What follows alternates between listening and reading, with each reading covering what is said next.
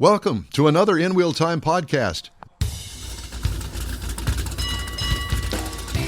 This is your place for all things automotive, the award-winning In Wheel Time car talk show. Today coming to you from the Car Social at Gulf Coast Auto Shield. Just ahead, another guest from today's big event out here. Plus, Mars has This Week in Auto History. Jeff has the racing calendar, and I'll get you caught up on the stories making automotive news headlines. Howdy. Along with Mike out of this world, Mars, who's looking for... He's just stepped out for a yes, moment. I see that. He's looking for a guest, and I'm sure that we'll have one here very shortly. We always need more Jeff Zekin. Yep, always. My partner in crime here. And over here, we happen to have David Ainsley. Which is our main villain. He is. He's a little cramped up this morning. Yeah. Too many donuts or something. I don't know. know. Some sort of an infection with something. Life, I think. Isn't that right, David? That's right. That's right. Well, you can't put your headset on and put a microphone up to your mouth? I know it's difficult for you. And you got to lean in because you see, he has so many radio stations that he deals with all the time. He never gets on the air, and he's a lovely human being. Well, you shouldn't be drinking this early in the morning. Yeah, well, I was going to say, there has been some drinking. Water. Keep those infections down. That's because there was something consumed last night, I'm assuming. At your No, not no, me. No, you? No. No, really? No, Oh, did no. not. No, we had to pass on our usual Friday night soiree, Oh, and which was fine. It is what it is. I don't know what else to say about that. But anyway, so Hyundai and Kia posted mixed U.S. sales in November. I don't think we're going to have him as a guest. Okay. Is blown Camaro out there? Yeah. Do you have a blown Camaro out there? Yeah. Okay. Hyundai and Kia posted mixed U.S. sales in November with strong hybrid volume offset by another slump in electric vehicle demand following the end of federal tax credits in September. Sales fell 2.3% to 74,000 at Hyundai, but rose 2.7% to 72,000 at Kia, the companies reported. It was second consecutive monthly decline at Hyundai and fifth straight monthly gain for Kia. Both companies remain on pace to set annual U.S. sales records in 2025. Hyundai's three core crossovers, the Tucson, Santa Fe, and Palisade, each rose by double digits last month. That's significant. Yeah, it is. Yep. Retail car and light truck inventory stood at 2.29 million at the close of November, a jump of 12% for a year earlier. Wow. JD Power and Global Data said, and the days supply stood at 64 up in November, up 5 days from a year earlier. So the inventory is holding at 64 days. Yeah, it's a lot. For the used. New. Okay, well, you had used in there as well. The used is up 12%. I'm sorry. Among brands, stockpiles remain tightest at Toyota, Lexus, Hyundai, Honda, Infiniti, Subaru, Chevy, BMW, and Porsche. Cox Automotive said, though Toyota supplies now stand at 45 days, the brand's highest level of the year. 45 days is the high mark. Okay. Yeah. There's that. Well, they actually, don't they discount them every month? Isn't it a 30-day run on their books, and then they have to discount it, or if they're wanting to? I really don't understand all of that. They still got to pay taxes on it, on the original investment. Even though they mark it down, they're still got to pay taxes on the high end. Interesting. Listen, there are some things in the automotive industry that I don't fully understand. And the whole tax thing and what's on the lot and what's due, what's coming in, all of that, I don't get it. Do you? No, well, is somebody... I'm not that deep into it when it comes to inventory. So, somebody what? Sell them. I said there's probably somebody on the... Probably the owner of the dealership. Yeah, and I'm sure there's probably folks that are involved in that particular part of the dealership. You got your finance, you got your sales, and I'm sure they've got inventory as well. Parts. They're all segregated like that. It's a complicated thing. Don't you agree? It's like life. It is. Yeah, and there are some manufacturers as well. Bollinger is one of them that they have. It's a startup manufacturer for EVs, and EVs aren't selling. So what do you do? You discount it. If nobody knows the product. Yeah. I remember when Rivian came out. John actually has had several of them here. Beautiful cars. Fit and finish is unbelievable. And you see it more and more of them on the road, too. You do, yes. And they're not cheap. No. They're very high end. Yep. And but where's the volume? Yeah. Like Tesla when they first started up. I mean, my God, they were sky high. And not only that, but the problem with trying to find a charger, gee whiz. And speaking of which, we're going to kind of divert for just a minute. Sure. So There's a charger on the wall right there. Did you notice that? Yes. Yeah. Yeah. I think there's water back there too, isn't there? And the charger. Anyway, I did want to mention that I had an EV, a new EV a week before last, and they have changed the plug and standardized it to the Tesla plug. Okay, so go to a charging station, there's one right by my work. That particular one is a BP charging station. There's another one out in Sugar Land that is a Shell recharge station. They probably have 15 chargers out there, the big DC chargers. You go up there, spend 30 minutes doing nothing, waiting for the car to charge, and then you get 80% to charge. But it's better than the alternative. I did not have a home charger sent with this car. Oh, boy. So I couldn't plug it into my home. They gave me an adapter. So I could take it to a regular 110 volt job, plug in the adapter, which at the other end of it has the Tesla plug to plug into the car. Yeah. Try to find that. Try to find 110. Nope, can't do that. That would be from home. Try to find a Tesla charger that's not available. I went to a Tesla dealership thinking, what would you think of Tesla dealership? Hey, Yes, there's going to be a charging station Or there. several. Right. So there's one out there in Richmond, Texas. Yeah, down 59 there. Yep, right down there, just past 762. Yep, nice big Tesla dealership. Service center. They got probably a dozen chargers. Authorized personnel only. You can't charge it there. You have to go inside. You have to own a Tesla and then find a spot that's not using the charger. So when they service the car, they plug it in out there where everybody else. There's no charging for the public. Let me tell you something. I went into that. Was I ticked? Yeah. I was ticked. I went into that service center, and there's nobody around. The doors are all locked on alleged showroom because you can't really buy it from there. Nice cars in there, but all the doors are locked. You got to go around through the service department, and they have to let you in through the back. Yeah. It's a goofy setup. It really, really is. Well, I don't know anything about it. But, I've been there before. So the bottom line is that this Kia has a Tesla charging plug. Okay? So everything has been set up for this car to use the Tesla plug.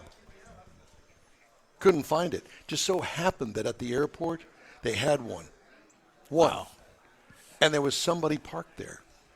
I had to track down that person, right? The next day, there were 2 cars from Florida parked in both of the charging stations. Guess what? The rental car company, Avis, morons, parked their 2 cars there. This is what you've got to deal with, this whole EV thing. And Buzz Smith, good luck, Buzz. Ain't happening for me. Why don't you put a headset on so we can all hear what you while said? he's doing that, the hospital has chargers. They've got the charging stations at the hospital. Well, that's what I need to do is just get real sick and go up to the hospital. Oh, you just go there and have lunch. Well, there's that. You took a nice Get a cafeteria. little surgery and get your car charged. So Get a little probing. did Avis, did they leave them there like overnight so they I don't know. consume these parking spaces? Yep, that's all they Wow. did. They delivered the car to the FBO, which is a flight-based operations center there at the airport, and just left them in those 2 slots because the slots were open. What? Okay, well, we're going to charge you $10 an hour for that. They should. There Yes. should be some method for them to get Not in do and get it. out. Exactly. There's plenty of parking places. They were just too lazy to do anything about it. Unbelievable. Yes. Anyway, All righty. so that was my bitch session for this That's segment. okay. That's all good. What would you like to talk about? I know that we've got plenty here. Oh, I did want to think mention. I did want to mention the fact that we have upcoming next weekend is Tailpipes and Tacos. Yes. It's Awesome. going to be at the Loopy Tortilla out in Katy, and Toy drive. with the toy drive and a kids pedal car show. Yes, that's going to be cool. Show with events that Yep. go along with it. So that's next weekend, and that's going to be from 8 to 11 out there at the Loopy Tortilla in Katy, which is right south of I-10 Right. off of 99, the Grand Parkway. Also, a little bit later on, coming up, we're going to be doing the Automotive Show. That's the new car show. End of January. Houston Auto Show, yeah. January 28th through February 1st at NRG Center. And, it's always a good show, and we always have some great guests, and things are coming back for the Houston Yeah. Automotive Show. Yeah, and thanks to Rochelle, because she's the one that's just an amazing, amazing event that she puts on. Yes. So if you got a truck, you got a trailer, you got a boat, you could wrap it all up. Just do a package deal. But they don't sell boats and cars there. The boats they do, the cars they don't. Right. It's a place to go and shop. Right. I did want to mention the fact that the Houston Automotive Show, I think that BOGO deal is still going on. Ticket buyers can benefit from a BOGO deal, buy one, get one, saving them $20 this holiday special for the 5th year in a row. The Houston It might have been combined under one Thanksgiving roof. special. No, it leads all the way up to the actual automotive show itself. So keep that in mind if you're going to do tickets. Hey, make a great gift idea, stocking stuffer, whatever. So it's 2 for 1, really. And they're not that expensive. They're not expensive at all, but the BOGO is a good idea. But you can still get online and buy them even if the BOGO's off. So they're still They're reasonably cheap. priced. Yes, Yeah. exactly. So that's all coming up, and we will be at both of those events. That would be the Loopy Tortilla, Yep. Tailpipes and Tacos event. gonna That's be fun. next weekend. And it's going to be good weather. Bring a toy. Bring a toy. Unwrapped toy. Free tacos. There's going to be booze to buy. Well, it's you're a there. restaurant. Yeah. Yeah, but they have specials with the margaritas, and let's not forget the Bloody Marys. Oh, yeah. We're going to forget Very those. good Bloody We're going to forget it. I'm forgetting those already. Yeah, so it's all of those. All right, well, why don't we take a break, and when we come back, we'll have This Week in Auto History, and we'll have the racing calendar and some more news headlines right here on the In Wheel Time Car Talk Show. The Tailpipes and Tacos Christmas Edition 2025 happens Saturday, December 13th from 8 to 11 a.m., and you'll want to be a part of it. Tailpipes and Tacos is the cruise-in everyone wants to attend, and the Christmas edition is extra special. Donate an unwrapped new toy and help yourself to a free Loopy Tortilla breakfast taco. There'll be adult beverages available for purchase too, and don't forget your ride. Just cruise in and you're automatically registered to compete for one of 3 famous Chili Pepper trophies: Best Hot Rod, Best Classic, and Best Modern Classic. Tailpipes and Tacos Christmas Edition will be held Saturday, December 13th, 8 to 11 a.m. at the Loopy Tortilla Tex-Mex, located at 703 West Grand Parkway, just south of the Katy Freeway in Katy. Oh, and don't forget to bring the kids. There'll be special trophies and goodie bags for them too. It's the Tailpipes and Tacos Christmas Edition 25, Saturday, December 13th, 8 to 11 a.m. at the Loopy Tortilla Tex-Mex at 703 West Grand Parkway in Katy. Bring a toy, get a free breakfast taco, and enjoy the camaraderie. In Real Time will be there too. Apple or Android, In Wheel Time podcast can be found everywhere, on the stream and through downloads. Whether you're on the road or at home and jonesing for a different kind of car talk show, give In Wheel Time a try. Honest new car reviews, fun, informative interviews with real car people, weekly automotive news, features like Jeff's Car Culture and Mike's Driving Destinations, all on In Wheel Time. Check us out on SiriusXM Podcasts, iHeartRadio, or while you're shopping on Amazon through Amazon Music. InWheelTime.com has a list, and we know you love lists. Give In Wheel Time a try. Welcome back to the In Wheel Time Car Talk Show. Hey, we invite you to join our live broadcast every Saturday, 10 to noon Central Time on InWheelTime.com, Facebook, and YouTube. We hope you'll check us out. If you miss us, you'll be able to connect with us through a podcast from your favorite podcast channel. Another remote special from Tailpipes and Tacos and Loopy Tortilla in Katy happens next Saturday at this time. buddy. So be sure and join us. Okay, time now for Jeff's racing calendar, sponsored by Texas Muscle Car Club Challenge. There you go. Thank you for that. Well, you've got the what do we got today? Well, you you got Abu Dhabi Grand Prix. It is in Abu Dhabi. It's a 58-lapper for Formula One, and they're going to be crowning their champion here pretty soon. So there's 3 drivers that are in contention. It's going to be a free-for-all on the track. And a racing note is that Cadillac is debuting their F1 livery, or their car, at the Super Bowl.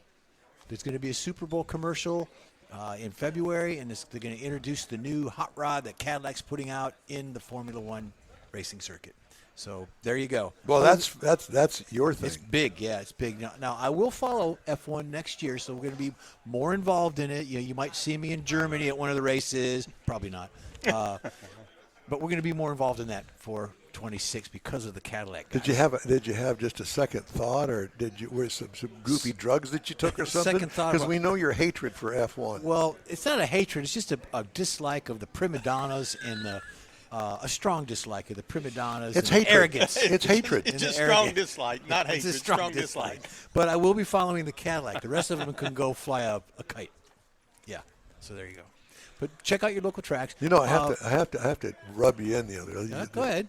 It's okay. Yeah. Snowball. The Snowball Derby is coming up it's in Tennessee, I believe.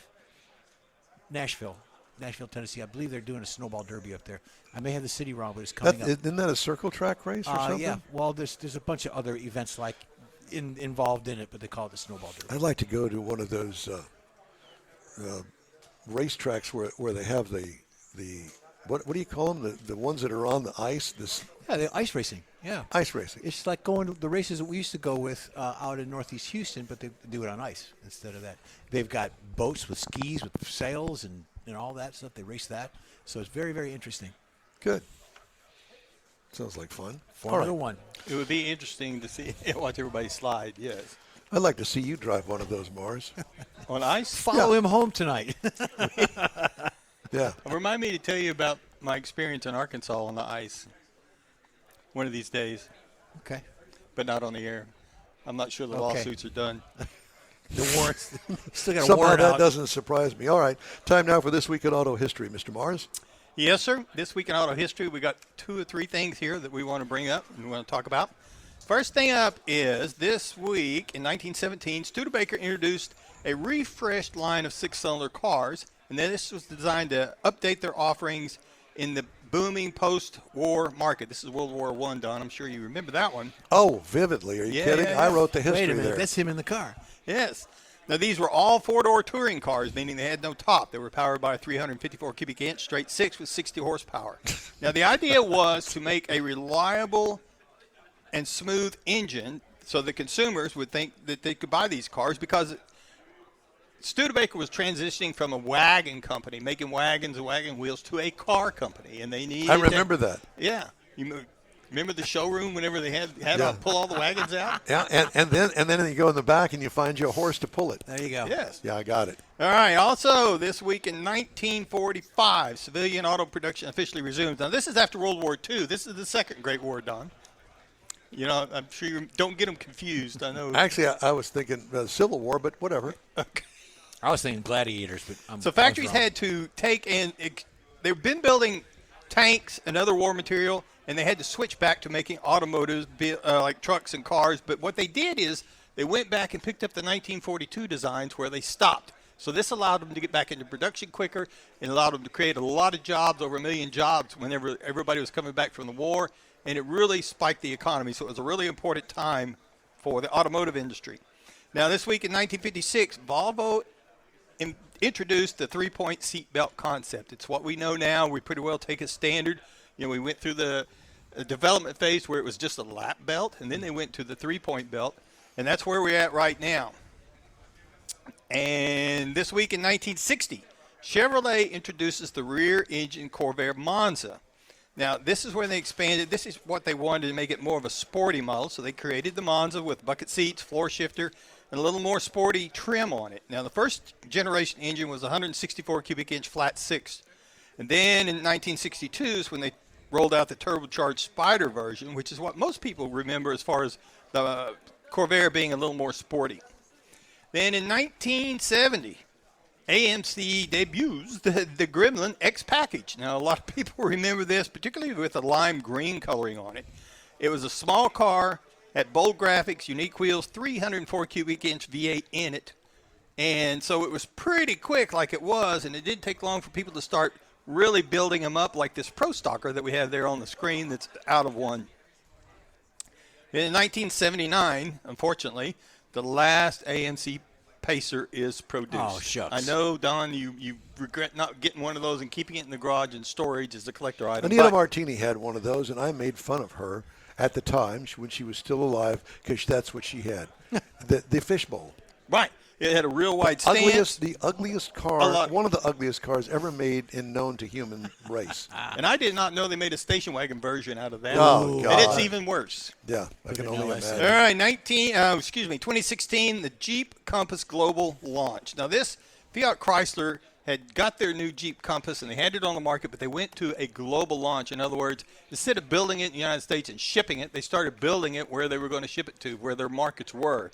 And this became part of their widespread distribution for their worldwide presence.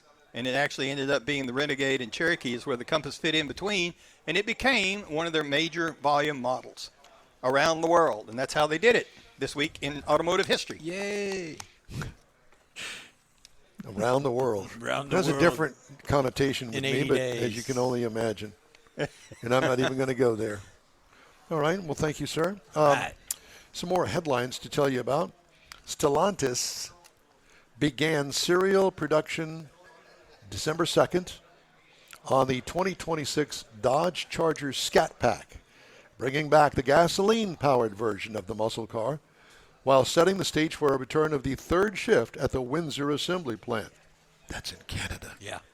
The two-door performance version of the Charger features a Hurricane six-pack engine that generates 550 horsepower for you Hemi people. Yep. The first models are scheduled to arrive at dealers later this month.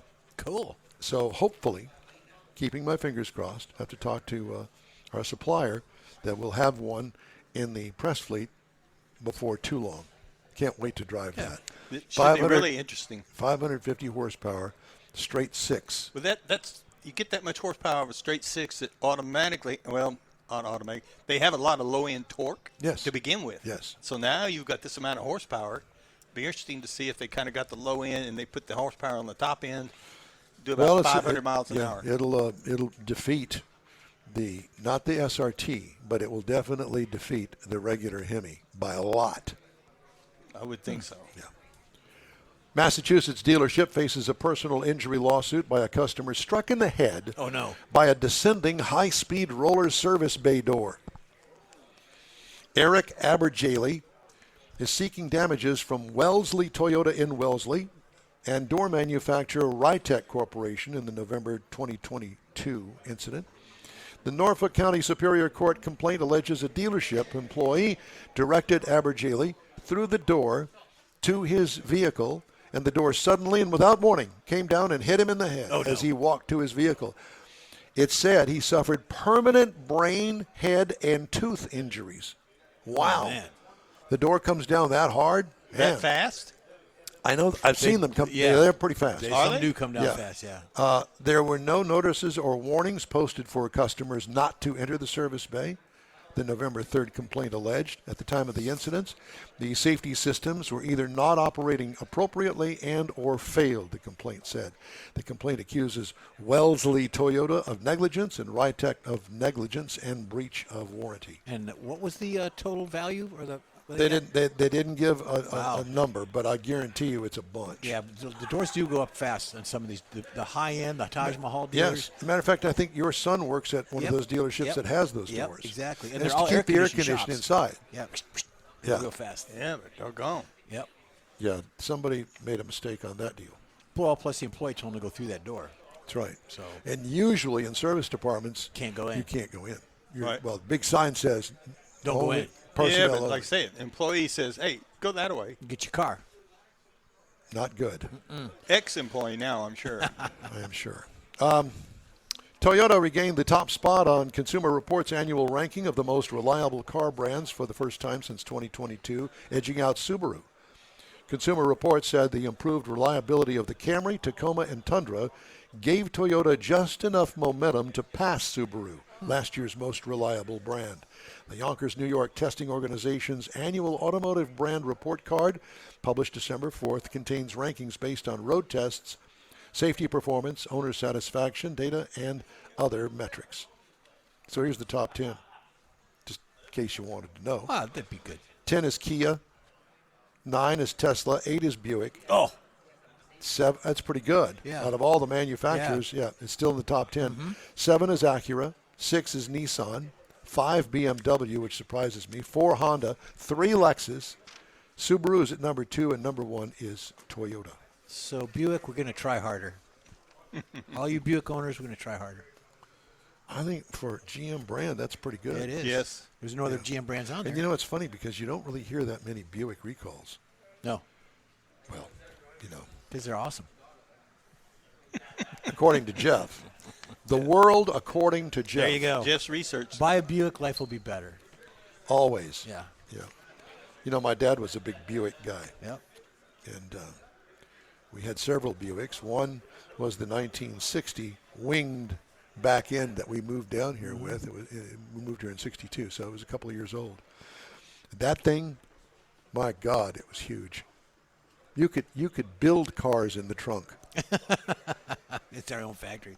My dad had Chevrolets. He had Pontiacs, Oldsmobile, of course, Cadillac, of course. Well, he was a GM. He worked yeah, for GM. Yeah, he was. Well, you worked for GM for a while. Yeah, but I wasn't. I wasn't what he did. I was just a What did he do? factory worker. He was a superintendent for Fisher Body. Fisher Body. Yeah. That was back in the day when they made the bodies over there and then took them across town to Yeah, wherever. 1 mile away. Loaded up on I think it was 7 of them, maybe 5 or 7 on a train car and took them over. It was a train car? Yeah, train car. But it was just from the firewall back. That's all they built was the interior, from the firewall back To the back, to the trunk? to the trunk. Finished everything. Everything was finished. There was just no chassis. They'd send them over there, and they would marry them to the chassis at Cadillac. And what about the front end? Front end was put on a Cadillac. The fenders and all that were put on a Cadillac. Fisher Body sent just from the firewall back, Yep. all the interior's done, all that beautiful couch seats in it, and then they would ship it by And rail let's car not to Cadillac. let's not forget the thing on the door jamb that Fisher had Body, the Fosher, coach, yeah. Fosher by Body by Fisher, Yeah. that's a coach. And that was Fisher Body. That was their first design of that. And I did the striker covers for installing those in the day. You did? Yeah. What do you mean you did them? I put them together. I installed them. On the doors? No, On the body? On the trunk. Yeah. The trunk, when you push the button in the glove box and the trunk popped open, Yeah. well, there's a little cover on that device. I would put the cover on. So it's all Jeff's fault. When it don't work. I have no recalls. To this day, there were no recalls on what my job was. Now, when I worked for Turbo Hydromatic, hey, if you got a Chevy Citation and it ended up with a trans problem, I probably did it. Sure. Hey, we'd love to hear from you. Shoot us an email. The address is info@nwheeltime.com. We're back right after this. You own a car you love. Well, why not let Gulf Coast Auto Shield protect it? Houstonian John Gray invites you to his state-of-the-art facility to introduce you to his specialist team of auto enthusiasts. We promise you'll be impressed. Whether you're looking to massage your original paint to a like-new appearance, apply a ceramic coating, install a paint protection film, nano-ceramic window tint, or new windshield protection called ExoShield, Gulf Coast Auto Shield is where Houston's car people go. Curbed your wheels? Instead of buying new, why not have them repaired? How about a professionally installed radar detector? Gulf Coast Auto Shield does that too. Get a peek inside the shop and look at the services offered by getting online and heading to gcautoshield.com. Better yet, stop by their facility at 11275 South Sam Houston Tollway, just south of the Southwest Freeway, and get a personal tour. Gulf Coast Auto Shield is your place to go for all things exterior. Call them today, 832-930-5655 or gcautoshield.com. The award-winning In Wheel Time Car Talk Show now reaches 5.3 million folks each year. Check us out on InWheelTime.com, YouTube, Facebook, and podcasts available from your favorite go-to source, including our live broadcast every Saturday, 10 to noon Central Time. The In Wheel Time Car Talk Show has informative automotive guest interviews, new car reviews, along with popular features including driving destinations, Jeff's car culture, latest car news, cruise-ins, and racing dates. It's all on InWheelTime.com. Join us. That's it for this podcast episode of the In Wheel Time Car Show. I'm Don Armstrong, inviting you to join us for our live show every Saturday morning, 8 to 11 a.m. Central on Facebook, YouTube, Twitch, and our InWheelTime.com website. Podcasts are available on Apple Podcasts, Spotify, Stitcher, iHeart Podcast, Podcast Addict, TuneIn, Pandora, and Amazon Music. Keep listening, and we'll see you soon.